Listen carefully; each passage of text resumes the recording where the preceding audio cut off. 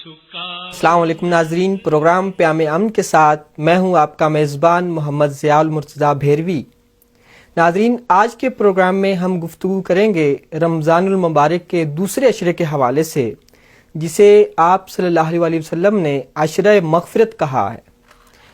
حضرات محترم، آج کے پروگرام میں ہم یہ بھی گفتگو کریں گے کہ رمضان المبارک ایک روزے دار سے کیا تقاضا کرتا ہے۔ آج ہمارے ساتھ موجود ہیں ابوبکر صدیق صاحب، جو کہ مذہبی اسکالر ہیں۔ ابوبکر صاحب، آج کے پروگرام میں ہم آپ کو خوش آمدید کہتے ہیں۔ یہ فرمائیے گا کہ رمضان المبارک ایک روزے دار سے کیا کیا تقاضے کرتا ہے؟ بسم اللہ الرحمن الرحیم۔ قرآن مجید میں اللہ جل مجدہ نے جس طرح ارشاد فرمایا ہے کہ یا ایھا الذین آمنوا کتب علیکم الصیام کما کتب علی الذین من قبلکم لعلکم تتقون۔ تو قرآن مجید میں آپ جتنے بھی شریعت کے احکامات دیکھ لیں تو آپ کو 3 طرح کے احکامات قرآن مجید میں نظر آئیں گے۔ اللہ تعالیٰ نے کچھ احکامات وہ ہیں جن کی علتیں اللہ تعالیٰ نے خود قرآن مجید کے اندر بتا دی ہیں، بے شک، اور کچھ احکامات اللہ تعالیٰ جل مجدہ کے وہ ہیں کہ جن کی علتیں اللہ تعالیٰ نے مخفی کر دی ہیں لیکن اہل علم کے لیے ظاہر کر دی ہیں، یعنی اہل علم ان کے اندر غور و فکر کرتے ہیں اور ان علتوں تک پہنچ جاتے ہیں۔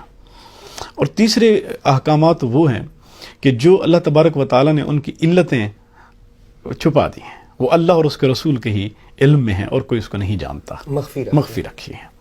تو روزہ ان احکامات میں سے ہے جن کی علت اللہ تعالیٰ نے قرآن مجید میں واضح بیان کر دی ہے، لعلکم تتقون، تاکہ تم متقی بن جاؤ۔ اب یہ جو آپ کا سوال ہے کہ بھی رمضان ہم سے تقاضا کیا کرتا ہے، رمضان کی علت اللہ تعالیٰ نے بتائی ہے کہ تمہیں روزے اس لیے رکھوائے گئے ہیں کہ تاکہ تم متقی بنو۔ اب یہ نتیجہ ہے روزوں کا، لیکن یہ اس نتیجے تک پہنچا کیسے جائے اس کے کچھ تقاضے ہیں، جس طرح کہ آپ کا سوال تھا۔ تو رمضان المبارک کا بنیادی تقاضا ہی ایک بندہ مومن سے یہ ہے کہ اس کے طرز حیات، اس کے معمولات زندگی میں فرق آ جائے۔ اس کی زندگی پورا سال جس طرز اور جس انداز میں گزر رہی ہوتی ہے، غفلت بھری زندگی، اس میں ایک دم سے شفٹ آ جائے اور انسان غفلت کی نیند سے بیدار ہو جائے اور پھر وہ اپنے رب کی لو میں لگ جائے۔ اور کہا گیا ہے کہ رمضان اللہ کا مہمان ہے، تو کہا کہ جب کوئی مہمان آتا ہے تو باہر نکل کر انسان اس کا استقبال کرتا ہے، بازو کھول کر اسے گلے سے لگاتا ہے اور اس کی عزت اور اکرام کرتا ہے۔ تو کہا کہ یہ رمضان اللہ کا مہمان ہے۔ تو باہر نکل کر سے مراد یہ ہے کہ رمضان کے آنے سے پہلے تم تیاری شروع کر دو، تم اپنے معمولات زندگی کو بدلنے کے لیے اپنے پلاننگ تیاری کر دو، شروع کر دو کہ میں نے یہ کرنا ہے، میں نے یہ کرنا ہے۔ پہلے جو معاملات کرتا رہا اب وہ نہیں کروں گا۔ تو اس وجہ سے قرآن مجید یہ جو تقویٰ کی طرف یہ جو ہمارا سفر ہے، اس کے لیے ضروری ہے کہ ہمارے معمولات زندگی کے اندر فرق آ جانا چاہیے۔ اب ذرا دیکھیں، ایک انسان رمضان کے اندر بھی وہی طرز زندگی رکھتا ہے جو پچھلے 11 مہینے میں رہا، تو پھر اس کا مطلب یہ ہوا کہ اس نے رمضان سے فیض نہیں پایا اور پھر وہ رمضان کی برکات سے بھی محروم رہا۔ جس طرح کہ حدیث پاک میں حضور علیہ الصلوۃ والسلام نے ارشاد فرمایا کہ رمضان کو 3 عشروں میں تقسیم کیا گیا۔ پہلا عشر رحمت کا، دوسرا مغفرت اور عافیت کا، اور تیسرا جو ہے وہ جہنم سے نجات پانے کا۔ اگر آپ ان 3 عشروں کو انسان کی زندگی کے 3 بنیادی مراحل کے اوپر دیکھ لیں تو آپ کو کمال کا اس کے اندر ایک مماثلت نظر آئے گی کہ انسان ہے پیدائش سے لے کر اس کی شباب، جوانی تک، یعنی کہ لڑکپن کی عمر ہو، اس مرحلے کے اندر انسان وہ رحمت کا طلبگار ہوتا ہے، ماں باپ کی شفقتوں کا، پھر لڑکپن میں آئے تو بڑوں کی شفقتوں کا، اس کو رحمت کی طلب ہوتی ہے، رحمت کی ضرورت ہوتی ہے۔ پھر وہ جب شباب میں قدم رکھتا ہے، شباب سے پھر بڑھاپے تک، بلوغت سے بڑھاپے سے، یعنی 40 سال کی زندگی اگر کہہ لیں، اس عرصے کے دوران انسان ہے، جوان ہے، اس کی نفس کا گھوڑا منہزور ہوتا ہے، کبھی اسے اللہ کی نافرمانیوں کی طرف لے جاتا ہے، کبھی کہاں اور کبھی کہاں، تو کوتاہیاں، کمیاں انسان ہے اس سے ہو جاتی ہیں، اور یہ کمیاں کوتاہیاں انسان سے تقاضا پھر کرتی ہیں کہ انسان اب ذرا اپنی جبین نیاز کو اپنے رب کی بارگاہ میں جھکا دو۔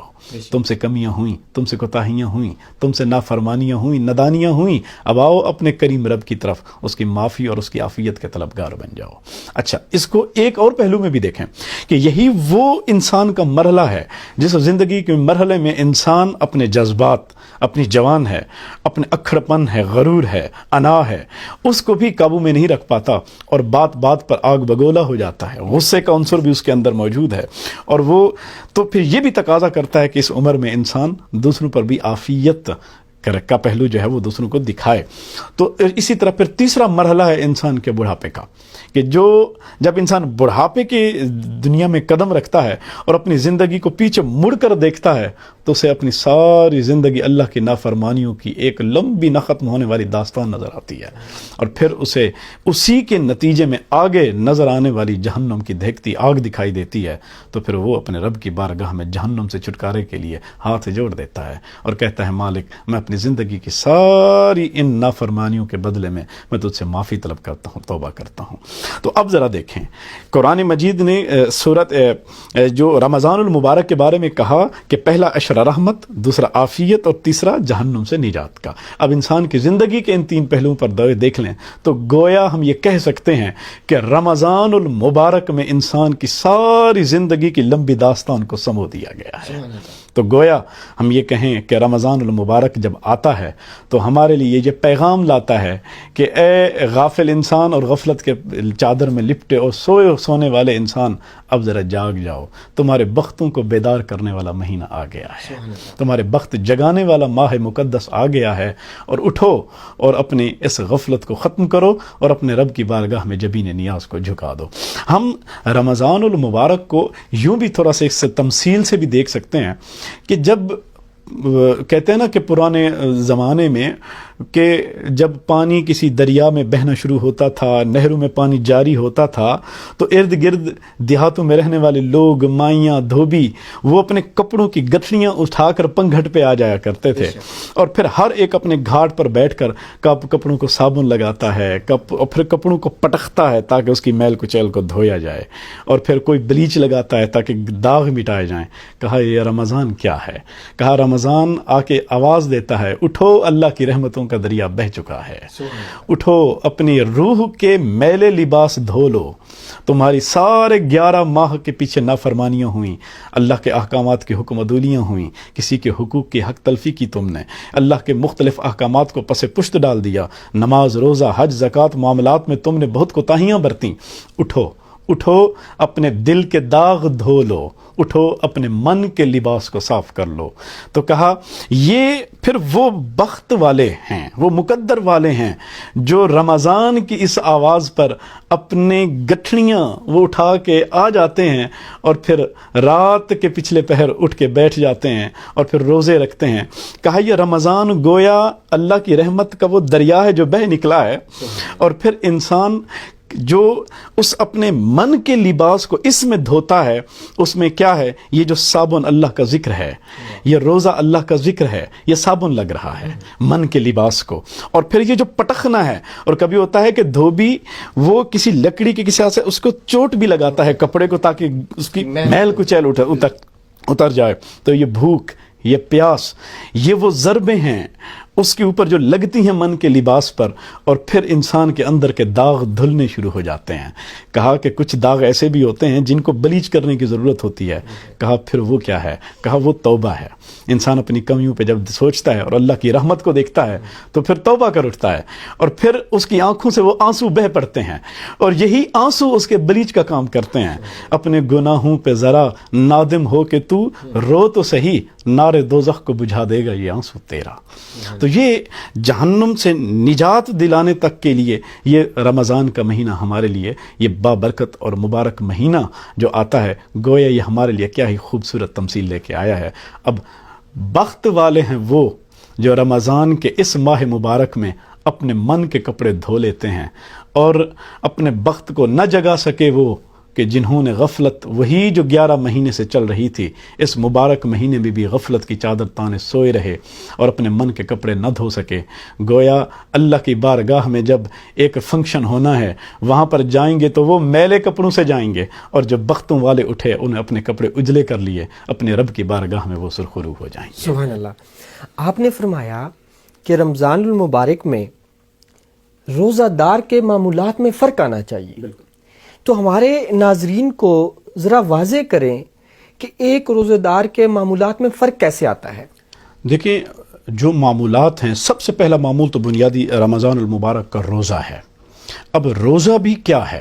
روزہ ہے رک جانا، صوم کہتے ہیں، تو اس کا مطلب ہے کن چیزوں سے رک جانا؟ ہمارے حواس خمسہ ہیں، کہا کہ تمہاری آنکھیں بے حیائی، فحاشی اور اس کی طرف نہ اٹھیں، تمہاری زبان سے وہ الفاظ کے تیر، وہ نشتر نہ چھوٹیں جو کسی کے دلوں میں پیوست ہو کے اس کو زخمی کر دیں، تمہاری زبان غیبت، کسی کے ان چیزوں سے پاک رہنی چاہیے، تمہاری سماعتوں میں اللہ کے نافرمانوں کی آوازیں نہ جائیں، تمہارے قدم اللہ کے نافرمانیوں کی جگہوں کی طرف نہ اٹھیں، تمہارے ہاتھ اللہ کے کسی بندوں کے حقوق کی حق تلفی کے لیے نہ اٹھیں، یہ حواس خمسہ۔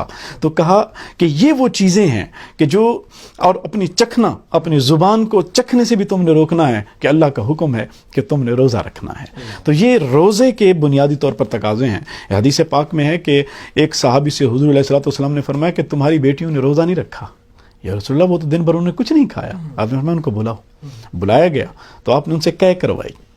جب ان بچیوں نے قے کی تو اس قے میں سے بوٹیاں نکلیں، گوشت تھا، تو آپ صلی اللہ علیہ وسلم نے ارشاد فرمایا دیکھو سارا دن تمہاری بیٹیاں تو یہ مردہ بھائی کا گوشت کھاتی رہی ہیں کیونکہ وہ سارا دن غیبت کرتی رہی۔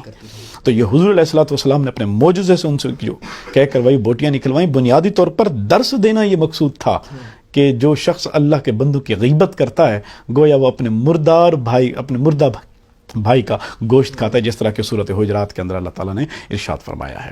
تو یہ بنیادی طور پر معمولات زندگی میں فرق ہو کہ روزہ ہے تو پھر ہمارے حواس خمسہ کا روزہ ہے۔ ہم نے اپنے کانوں پر بھی پہرے بٹھا دیے، اپنی آنکھوں پر حیا کے پہرے، اپنی زبان پر شرافت کے پہرے، اپنے کردار پر ہم نے حضور علیہ الصلوۃ والسلام کی سیرت کا پہرا بٹھا دیا۔ تو یہ بنیادی طور پر روزے کے ہم سے تقاضے ہیں۔ پھر دوسرا ہمارا معمولات میں آتا ہے کہ قرآن مجید کی تلاوت، قرآن مجید کی تلاوت کو ہم شعار بنائیں۔ عام طور پر ہماری زندگی میں ایک صبح سے لے کر شام تک نہ ختم ہونے والا سلسلہ چل اٹھتا ہے۔ ہم نے قرآن مجید کو کبھی بھی صرف چومنے کی حد تک اور غلاف میں لپیٹ کر سینے سے لگانے کی حد تک، یا بیٹی دنیا سے جب بیٹی گھر سے رخصت ہو رہی ہوتی ہے تو سر پہ سایہ کرنے کی حد تک اس کو لپیٹ کے رکھا ہے، حالانکہ ہماری ساری بیماریوں کا، معاشی، سماجی، سیاسی، ہر طرح کی بیماریوں کا علاج اسی کتاب مقدس میں ہے جسے نسخہ کیمیا کہا گیا۔ ہم ہر در پہ جاتے ہیں علاج کے لیے، مگر جو علاج ہمارا گھر میں رکھا ہے اسے کھول کر ہی نہیں دیکھا۔ تو اس لیے کہا کہ قرآن مجید کی تلاوت کو ہم اپنا شعار بنائیں اور اس سے ہم ضرور قرآن مجید کی تلاوت سے مستفید ہوں۔ آپ نے فرمایا کہ رمضان المبارک میں قرآن پاک کو پڑھنا چاہیے۔ یہ بتائیں کہ جو لوگ عربی زبان سے ناواقف ہیں، جن کو عربی سمجھ نہیں آتی، کیا وہ بھی قرآن پڑھے، ان کو بھی فائدہ ہوگا؟ دیکھیں، معاشرے کے اندر یہ سوالات بہت اٹھائے جاتے ہیں کہ جناب جن لوگوں کو قرآن مجید کا پتہ ہی نہیں ہے، عربی زبان سے ناواقف ہیں اور قرآن مجید کی آیات کے ترجمے سے ہی ناواقف ہیں، وہ تو خواہ مخواہ پڑھے جا رہے ہیں اور اس کی تلاوت کا کوئی کیا فائدہ ہونا ہے جن کو اس کا مفہوم کا پتہ نہیں ہے۔ تو اس کو خوبصورت کو ایک اللہ والے نے کسی بڑے خوبصورت انداز میں سمجھایا ہے۔ کہا ایک لوہار لوہے کی بھٹی جلائے بیٹھا تھا اور اپنے کاموں میں مصروف تھا کہ اس کا پوتا آیا، اور پوتا آ کے پوچھتا ہے باتوں باتوں میں، دادا یہ بتا دو کہ قرآن مجید تو سمجھ میں نہیں آتا اور تو سارا دن پڑھتا رہتا ہے اور بیٹھا رہتا ہے، تلاوت کرتا ہے، حالانکہ تجھے نہ تو اس کے معنی کا پتہ ہے، نہ تو کیا فائدہ دے گا تجھے قرآن مجید۔ تو اس بوڑھے لوہار نے اس پوتے سے کہا، بیٹا وہ دیکھو سامنے کوئلے کی ایک ٹوکری پڑی ہے، اس کوئلے کی ٹوکری میں جاؤ، سامنے نہر سے پانی بھر کے لے آؤ۔ پوتا کہتا ہے، دادا ابو کیا بات کر رہے ہو، یہ ٹوکری کے اندر پانی کیسے آئے گا، پانی تو چھن جائے گا۔ تو بوڑھے اس دادا نے کہا، بیٹا جاؤ تو صحیح، بھر کے لے آؤ۔ وہ گیا، نہر سے اس ٹوکری کو ڈبوتا، پھر جب اٹھاتا تو پانی چھن جاتا، پھر وہ کرتا چھن جاتا۔ دادا ابو نہیں آ رہا، کہا بیٹا کرو، پانی آئے گا۔ لیکن 10 بار ایسا جب بچے نے کیا تو دادا نے پھر بلا لیا، اچھا آ جاؤ بیٹا آ جاؤ۔ جب بیٹا آ گیا تو کہا بیٹے سے، اسے کہا کہ ذرا دیکھو ٹوکری کو، جب لے کے گئے تھے رنگ کیسا تھا؟ کہا دادا کالی تھی۔ کہا بیٹا اب کیسا ہے؟ کہا کہ اب تو صاف ہو چکی ہے، داغ دھل گئے ہیں، کالک اتر چکی ہے۔ کہا بیٹا دیکھو، بھلے پانی اس ٹوکری کے اندر ٹھہرا نہیں, چھن کے گزر گیا, مگر اس کی کالک کو دھو گیا. اگر قرآن مجید جب قاری تلاوت کرتا ہے اس کے مفاہیم بھلے اس کے دل و دماغ کے اندر نہ رکتے ہوں, سمجھ میں نہ آتے ہوں, لیکن بیٹا یہ تمہاری زبانوں پر جاری ہو کر تمہاری زبان, تمہارے خیالات, تمہارے دل کی دنیا کی کالک کو دھو جاتا ہے اور تمہارے دل کو اجلا کر جاتا ہے. تو اس وجہ سے قرآن مجید کا یہ فائدہ ہے. کہا گیا کہ قرآن مجید کے ہر حرف کے اوپر ایک قول کے مطابق 10 اور ایک کے مطابق 30 نیکیاں ہیں. گویا کسی نے اگر الف لام میم بھی پڑھ دیا تو اس کی نیکیاں بھی ضائع نہیں گئیں. کتنی خوبصورت بات ہے کہ ایک مردے کو دفن کرنے کے لیے قبرستان لے گئے. جب قبر کھودی گئی تو اس ساتھ والی قبر کھل گئی اور اس قبر میں دیکھا تو خوشبو تھی اور اس کی جسم سے سلامت ہے. قبر کو بند کر دیا. پتہ چلا کہ علاقے کے لوگوں سے پتہ کرو کہ یہ صاحب قبر کون ہے. تو جب پتہ کرایا گیا تو پتہ چلا کہ کوئی زیادہ عرصہ نہیں ہوا اس کو فوت ہوئے, اس کی بیوی ابھی زندہ ہے. اس کی بیوی کے پاس گئے تو بیوی سے پوچھا تمہارا شوہر کیا عمل کرتا تھا کہ اس کو اللہ تعالیٰ نے اتنا کرم اس کے اوپر کیا ہے اس کی قبر پر. تو پھر اس نے کہا اس کی اور تو کوئی عمل نہیں تھا, وہ ان پڑھ تھا اور وہ اس کو ساری زندگی یہ پچھتاوا رہا کہ وہ قرآن مجید کی تلاوت نہیں کر سکتا, لیکن اسے قرآن سے محبت تھی. وہ قرآن کھول کے بیٹھ جاتا اور روتا تھا اور اپنی انگلی قرآن کی سطروں پہ رکھ کر یوں پھیرتے ہوئے کہتا تھا مالک تو نے یہ بھی حق فرمایا, مالک تو نے یہ بھی سچ فرمایا, مالک تیرے یہ بھی حق ہے, یہ بھی حق ہے. اور یہ کہتا تھا اور وہ روتا تھا.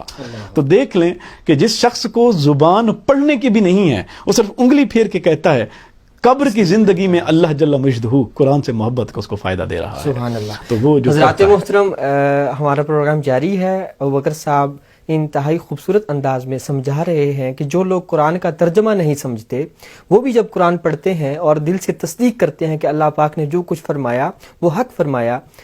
اسی گفتگو کو ہم جاری رکھیں گے. ملتے ہیں ایک چھوٹے سے بریک کے بعد.